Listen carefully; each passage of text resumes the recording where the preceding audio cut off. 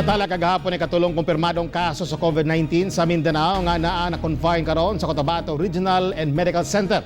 Ano ang report ni Argil Relator. Usa sa mga libuan nga nitambong sa panagtapok sa Muslim congregation sa Ijtima Johor sa Malaysia, ang 32 anyos nga lalaki nga gitawag nga patient 145 gikan February 27 hangtod March 1. Sa maong panagtapok matud panagikan ang pagtakbo sa sakit sa mga kumpirmadong kaso karon sa Malaysia. Gikan sa Malaysia, nibiyahe kini paingon sa Manila niadtong March 3. Pagkaugma, nibiyahe sab kini sakay sa eroplano pabalik sa Cotabato City.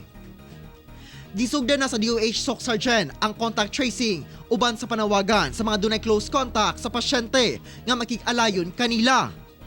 Samtang sa Davao City, sumala sa Islam leader nga si Ali Mahmud Mala Adilaw nga wala siya nahibaluan nga dunay taga Davao City nga nitambong sa maong panagtapok didto sa Malaysia. Hinoon, nanawagan sab kini ngadto sa mga kaigsuunang Muslim nga nakatambong nga mo report sa DOH. Nakatakdang magtapok ang mga Islam leaders aron hisgutan ang mga pamaagi aron mapatuman ang mga kamanduan sa gobyerno. Kauban si Joe Pascual sa kamera, ako si Argil Relator para sa One Mindanao.